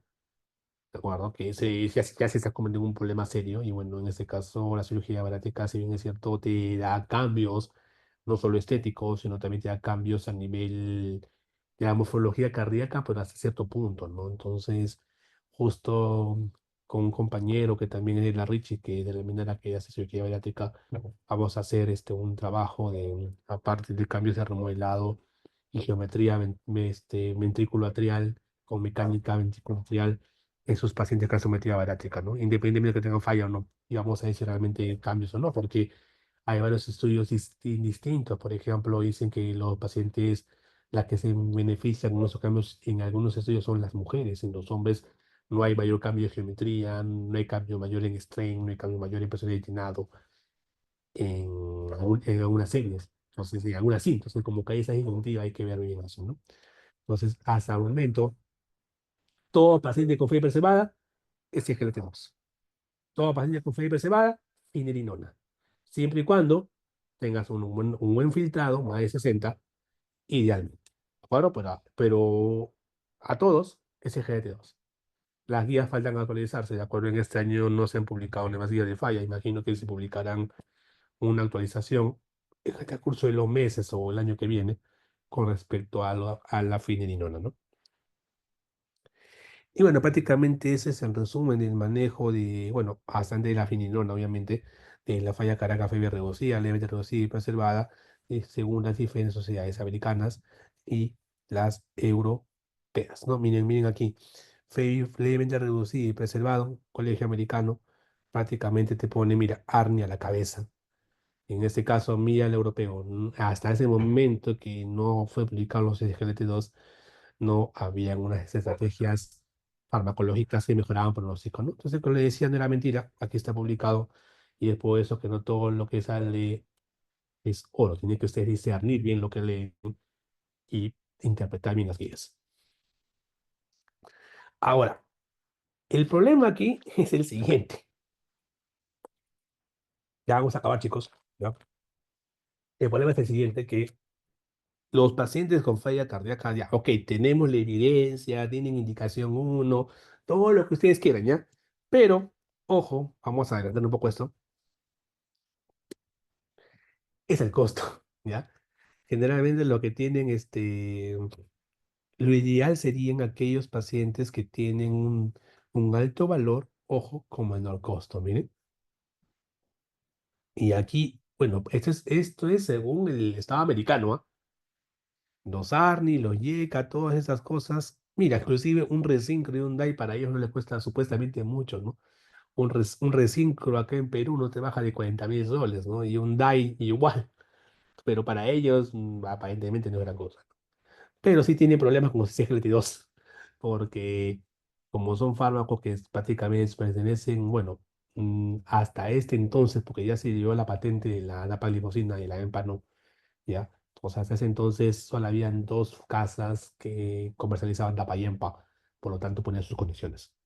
Hasta hace poco ya se venció la patente de la DAPA para FEI reducida, para FEI reservada todavía no. Entonces, obviamente, pues, falta mucho por negociar con respecto a las casas farmacéuticas, ¿no? Y ojo, el trasplante cardíaco en estallido es un riesgo interno, es un valor intermedio. ¿Por qué? Porque es costoso. De solamente hacer las gestiones para cuidar el injerto hasta preparar al paciente, ya sea con inotrópicos o con asistencia mecánica ventricular. Entonces es un protocolo, es un recurso aparte, ¿no? Pero aquí lo que llama la atención es esto, ¿no? Que para ciertos fenotipos de falla cardíaca y preservada, sobre todo la cardiopatía infiltrativa, como la amiloidosis, que tiene fracción de eyecciones bastante altas, 65, 60%, 70%, que también pueden debutar con falla cardíaca y preservada. En ese grupo de pacientes, los SGLT2 no demostraron mayor impacto en comparación con la FEI menor de 60%, pero la droga de elección hasta ese momento era el tafamidis. Pero el tafamidis, si bien es cierto, va muy bien con algunos tipos de amiloidosis cardíaca, ya, pero es muy costoso. Y si bien es cierto, tiene un cierto impacto en bajar, mejora calidad de vida de los pacientes bajando los síntomas, pero con respecto a mortalidad por todas las causas no tiene tanta relevancia. Por eso es que ponen poco valor y tienen poco valor con respecto al impacto que tenga para el paciente, no el costo, porque el costo es altísimo.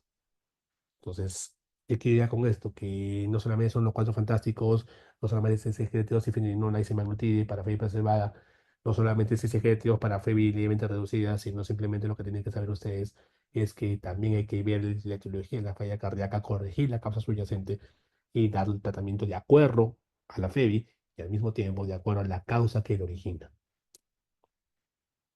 Por eso es que es importante que recordar que el fenotipo de falla cardíaca Felipe se va es una parte del todo, porque tenemos fenotipos con FA, hipertensión, enfermedad coronaria, diabético, renal, y eso es importante, ¿no? La obesidad y la apnea del sueño, ¿no? La apnea del sueño es una condición crónica que no solamente empeora la calidad de vida de los pacientes, sino también te predispone FA y un mal control de FA, también te predispone un mal control de HTA y sobre todo, lo más importante es que te predispone a falla cardíaca preservada porque predispone estas dos, ¿no? Entonces, una forma de, también de diagnosticar, perdón, de manejar a los pacientes con falla preservada es tratar de descartar la apnea de sueño y descartar otras comorbilidades que puedan empeorar su pronóstico y hacer que el paciente se hospitalice, ¿no?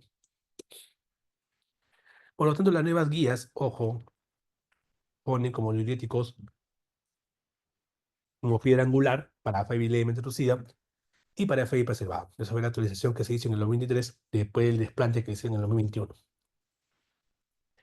Y tenemos algunas consideraciones especiales con FA y falla cardíaca, ¿de acuerdo? El pelear tratamiento de la FA, nunca se olviden, es la anticoagulación, ¿de acuerdo? Se recomienda en esa SGLT2 independientemente de fenotipos. Si tienes paciente con falla cardíaca con frecuencia cardíaca control, pero tienes falla cardíaca con FA y la FA está controlada, la frecuencia cardíaca, tienes que dar SGLT2 independientemente del la FEV que tenga para mejorar pronóstico, ¿no? Si tiene hipertensión o hipertensión con la izquierda, considerar la terapia antihipertensiva, o IECA, un ARA, también le va a servir para la falla cardíaca, ojo. El ARNI solamente se lo da siempre y cuando esté sintomático a pesar del tratamiento antihipertensivo subyacente, ¿ya? Y hay que evaluar esto, ¿no? Los cambios que hay en la aurícula, porque también es importante si estos cambios pueden favorecer o no el riesgo de falla en la ablación, ¿no? Y ya para terminar, creo que faltan 4 láminas más. Es para con respecto a los ancianos con falla cardíaca, ¿no? ¿Por qué? Porque estos ancianitos, ojo, son lo que vamos a ver. La mayoría de las especialidades clínicas, quieran o no, vamos a tener que saber algo de geriatría. Porque a medida que la tecnología avanza y en teoría un país se desarrolla, por decirlo así, la esperanza de vida aumenta y por lo tanto la cantidad de adultos mayores llega a ser mucho más. Entonces, pero un adulto mayor no es una caja de Pandora, ¿no? Por lo tanto, saber manejarlos es sumamente complicado.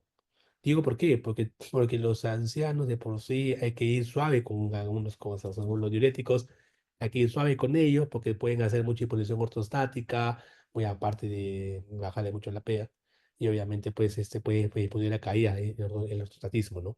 Y se cae el abuelito con fractura de la cadera y se acabó, ¿no? En ese caso, lo que se ha demostrado en un impacto con respecto a falla cardíaca independientemente de la FEBI, si es hipertenso o son las antagonistas corticoide, ya los betabloqueantes, es discutible su uso, aplicarlo en general solo si es FEBI reducida, ¿ya? Pero muy bajas dosis. Pero esto es importante, ¿no? Yo he estado diciendo que los SGLT2 son buenos en esos contextos, pero en todo, en realidad, en todo tipo de falla cardíaca, pero tienen un problema, que en los estudios, si bien es cierto, no demostró, ojo, eh, hipotensión, que es un punto importante, sobre todo el ortostatismo. Te pregunta examen. Sí se vio significancia estadística, no, miento, se vio una tendencia, pero sin significancia estadística, en infecciones del tracto urinario. Para ser más exacto, micóticas.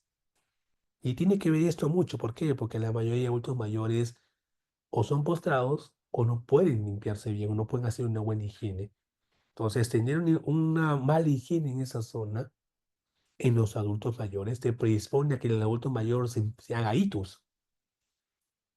No por el fármaco, sino por todo lo que esto conlleva. Y obviamente al tener ITU, el paciente se infecta, le da sepsis, si tiene falla cardíaca, exacerba la falla cardíaca, la descompensa y empeora su pronóstico. Puede ser importante cuando ustedes den ese ejercicio, es un ancianito, ve el entorno. Y acá también es importante que acá no está, ojo, muy aparte que tienen varios factores, infección endotelial, fibrosis miocárdica, cierto grado de disfunción vascular, tienen otros factores como la anemia, enfermedad pulmonar, disfunción musculoesquelética, enfermedad renal crónica, ojo, también el entorno social es importante, ¿no? Entonces muchos de ellos están solos, solamente viven con su esposo, su esposa, que también son de la misma edad, y prácticamente es un viejito cuidando a otro viejito. Entonces, eh, aquí viene ya la parte de la medicina del arte, porque tienes que englobar el tratamiento, ¿no? O sea, si todo se concluye solamente, no, yo tengo que dar esto, lo otro, y está bien, pero si tú no ves el entorno social de un adulto mayor sobre todo, puedes darle la mejor droga del mundo, pero si es que no toma las pastillas, o no se cuida, o no se asea con los SGLT2, eh, su pronóstico va a ser peor. Entonces, es importante también saber eso y tener en cuenta cuando tomen decisiones que también puedan influenciar su RP, ¿no? Y ojo, en este caso los fármacos para falla cardíaca, independientemente de la FEBI, suelen causar efectos bastante importantes en los adultos mayores, por ese motivo hay que vigilarlos constantemente, ¿no? Y tratarlos sobre todo como si fuera un todo. O sea, particularmente yo tengo más pacientes adultos mayores en la consulta, en la privada, no consulta en el 12 de mayo, hago guardias, pero en la privada suelo darle un poco más de tiempo, ¿no? Más de tiempo, más calmo, con más calma, trato que sean siempre al final para poderse escuchar más tiempo. Ellos tienen mi número privado, yo me piden sus consultas, me escriben, a veces solamente quieren que los escuches, entonces, porque en casa no lo oyen. Entonces, ese ya es una relación que tienes que hablar con tu paciente. Y falla cardíaca como tal, no solamente es ocasionar y ya, sino también dar confort, dar alegría a los adultos mayores, porque son los que más sufren.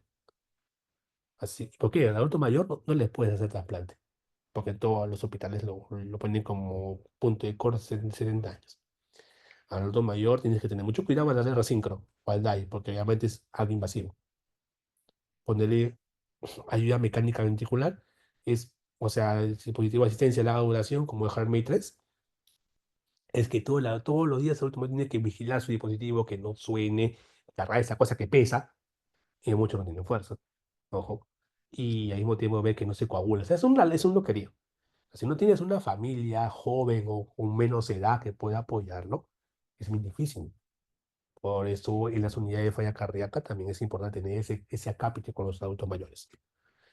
Entonces, eso es lo que yo les decía con respecto a la finerinona, hasta antes del Finest Heart, el estudio Fígaro, Fidelity, hasta ese momento era solamente con pacientes diabéticos, ¿de acuerdo? Y progresión de enfermedad renal, ¿de acuerdo? Pero hasta tengo tenido indicación 1A de reducir el riesgo de falla cardíaca. Pero obviamente ya salió el estudio Fitness Heart Failure, que demostró que en falla mayor o igual a 40% bajaba mortalidad por todas las causas y hospitalización falla cardíaca como punto combinado a expensas de bajar la hospitalización por falla cardíaca, ¿no? Y esto imagino que la guía van a cambiar, será lo mucho 2A, ¿de acuerdo? 2B, no, perdón, 2A sería la indicación, imagino, si es que no sacan más metaanálisis o más estudios como la finalidad o no. Pero bueno, es una ayuda bastante prometedora para estos pacientes con falla cardíaca y preservada. Y son cuando hace slides sobre el manejo nutricional, ¿no? Muy poco de nosotros, incluyéndonos, hacemos nutrición en falla cardíaca, ¿no? Porque usamos las drogas y se acabó. Pero al mismo tiempo también tenemos que ver déficit de vitaminas, déficit de algunos electrolitos, déficit de unos minerales que impactan bastante en el sobrevivir de esos pacientes. Por lo tanto, de por sí, de por sí, un paciente con adulto, estamos en un paciente adulto mayor, ¿ah? Que es el más común. De por sí, un adulto mayor tiene sarcopenia por la edad, suma de la falla, que ya es un estado mucho más catabólico por la falla cardíaca. Entonces, son más propensos a hacer caquesis y sarcopenia. Si tiene sarcopenia, tiene poca masa muscular, tiene poca masa muscular, por lo tanto tiene poca movilidad, lo postras, se empeora más el pronóstico y se acabó. O sea, el paciente se va porque se va. Pero por eso es que es importante ver cuánto de proteínas consume al día, cuánto de consume al día para poder dar una buena nutrición. Con respecto a la sal, ojo, muchas veces algunos van a las salas de medicina y ponen dieta hiposódica. La pregunta es, ¿cuánto de sal le vas a dar al paciente? Entonces, generalmente se recomienda 2 a 3 gramos por día, ¿ya? Y se ha visto, no en un ensayo clínico, ya sería mentirles, se ha visto en una revisión sistemática, ya que sobre todo en fenotipo preservado, que la restricción a una dieta hiposalina no cambia el pronóstico en los pacientes con falla cardíaca fea y preservada. O sea, ¿qué quiere decir con eso? Que dale normal de sal a los pacientes con falla preservada. Normal dale sal. O sea, que no pases tu umbral, obviamente, ¿no? Entonces, cuando ponen en los RPs, dieta hiposódica, menor a 2 gramos por día. Esta con volumen total tanto, le ponen así, o sea, no he demostrado eso. Y eso fue uno de los booms hace un par de años que justo salió en el Congreso de la Sociedad Española de Medicina Interna, que fue un batacazo a todos los internistas, a todos los que escriben eso, ¿no? Ahora, la historia cambia con fiebre reducida. Ahí cambia la historia. Pero con fiebre preservada no. Entonces, fiebre preservada, que coma normal. ¿Cuánto de agua? Normal. Obviamente, pero no le vas a meter 3 litros, ¿no? El consumo normal de agua, consumo normal de líquidos, consumo normal de todo y va bien, ¿no? Con fiebre reducida sí hay que ser un poquito más cautelosos, ¿no? Recomiendan igual hacer una dieta normosódica, pero con el más mínimo, o sea, 2 gramos por día, ya menos que eso, ¿no? ¿Por qué? Porque si tú le das menos sal, quedas o no activas de forma indirecta el RAS, porque el RAS se activa porque hay poca bulimia, porque hay poca pH, porque hay poco sodio. O sea, si tú estás perdiendo sodio por vía renal, en teoría. Entonces tienes poco, perdón, poco aporte de sillón. Entonces, lo normal es que lo consumas lo normal de sal. Lo que sí tienes que tener cuidado, eso sí, es con es como los líquidos, ¿no? Generalmente se estila que para fiebre reducida, ojo, no se tiene que tomar más de los 2 litros por día. Algunos dicen 1,5. Entonces, ¿qué es lo que ponen ahí generalmente en los RPs? Volumen total 700 cc. Eso no es nada, ¿no? Es como tomar medio litro de agua. Cuando la fisiopatología es distinta, ¿no? Claro, obviamente, pero no le vas a dar 1,5 litros, pues con Feli 15, ¿no? Pero Feli 35, 40, hombre, dale 1 litro o lo mucho, o 1,2 litros, 200, o sea, dale algo para que... ¿Por qué? Porque el paciente se deshidrata cuando toma antibiótico. Y si acuérdate que si tú no le das agua, el riñón va a sufrir más, ¿eh? O sea, si estás dando un fármaco que de por sí también tiene un efecto colateral, como son los inhibidores seca, que son nefrotóxicos, si estás en un riñón, claro, en el factor en cierto punto, ¿no? Acuérdense que tiene efecto nefroprotector porque pierden, bueno, protegen al riñón de la proteinuria, ¿no? Ya. Pero en un ambiente de una, de un P renal, por decirlo así, porque llega flujo sanguíneo, tienes poco volumen de agua, haces mecanismos continuos y haces una necoestructural aguda, y eso agrava la falla renal. Por eso te digo, o sea, en esos pacientes hay que tener mucho cuidado y poner la dieta de acuerdo a cómo encuentren al paciente. Particularmente yo, cuando hago los RPs en los pacientes en falla, veo la FEBI. Tiene FEBI 45-50, 2 litros normal. Su diurético se acabó. Con fiebre reducida, veo 1,200 poco a poco, si es que no hay problemas. Al segundo o tercer día, 1,500 y poco a poco comienzo hasta más o menos hasta 1,800 llego, no llego más. Pero por eso es importante tener esos 10 días que el paciente se quede hospitalizado para manejar los pacientes con falla cardíaca. Porque el manejo no es solamente pasarle visita, poner las drogas y se acabó. Es titularlas, ver acá los electrolitos, ver el volumen, si es posible iniciar la lesión cardíaca en la cama, que se puede hacer. O sea, es un complejo. Y eso no quiere decir si me va a paciente para trasplante. Entonces son cosas diferentes. ¿Ya? Así que eso es lo que se tiene que hacer, que lamentablemente se hace muy poco, no se hace mucho. Entonces, como conclusión, ya para terminar la clase, ojo, eh, recordar lo siguiente, ¿ya?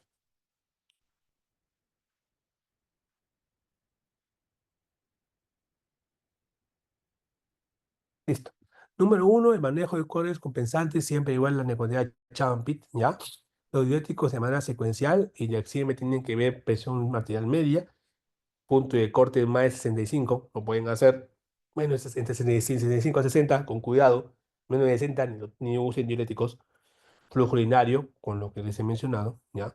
Lo cual es fantástico, es lo ideal, pero no sobreabusar de ellos y darle la dosis máxima que pueda tolerar el paciente antes del alta. ¿Ya? Ah, me olvidaba. ¿Cómo yo evalúo, te pregunto examen, cómo yo evalúo un paciente pre-alta? O sea, ¿cómo si yo sé que un paciente no me va a reingresar al mes por falla cardíaca? Oye, aparte que el paciente tome sus pastillas, ¿no? Número uno, todo paciente con fiebre, sobre todo fiebre reducida, ¿ya? Debe estar vacunado. Influenza, neumococo. Demostró disminuir mortalidad por todas las causas y por cada causa cardiovascular. Y ahorita con COVID creo que hay un estudio que te dice que también debe dar por COVID. Segundo, frecuencia cardíaca más entre 70 y 60. Tercero, sistólica por arriba de 100. Cuatro, mejora en 50% de la clase funcional conforme ingresó. Si es clase uno, fenomenal, pero en clase 2, muy por bien servido. Cinco, que tenga potasio normal. En este caso, para falla cardíaca es de 4 a 5,5. ¿Ya? 6, que tenga sodio normal, entre 135 y 145. 6, que tenga niveles de calcio normal, calcio corregido. 7, ojo, que obviamente no tenga signos ni síntomas de falla cardíaca evaluados con la semiología. Y el ideal son estos dos últimos, que tengan ProBNP menor al 25% de cómo ingresó y que tenga ausencia de líneas B de Kerley o mínimas líneas de B de Kerley que se comparan con las líneas. Porque al ingreso tú haces eco pulmonar, que deberías hacer, y es cuantificar el número de líneas B de Kerley, en qué campos deben estar. Entonces tú has hecho todo el menjunje, das diuréticos, todo eso, das de alta al paciente y hacen que le hagan un eco pulmonar para ver. Porque se ha visto que una causa que el paciente reingresé es muy aparte, obviamente, de la herencia terapéutica, de las comorbilidades que pueda tener, es que le han congestionado. Y me dirá, pues doctor, pero usted cómo puede decir eso, ¿no? Que eso no puede decir, nadie le va a decir congestionado. Se lo dan. Pero no una congestión evidente, que sea muy grosero. Sino, ¿por qué? Porque se ha visto, y eso sí es a rajatabla crítica para los semiólogos, que te dicen que un estocopio diagnosticas falso. Y eso hay evidencia. Solamente aquel médico que guía su decisión en alto un paciente hace de semiología tiene una precisión de 60%. Médico que hace su evaluación con clínica más bioquímica, 85% de precisión. Eso más ecopulmonar, 95%. ¿Cuál es su finalidad a un paciente con falla cardíaca? Es que no se rehospitalice, chicos. Eso quiero que se metan en la cabeza.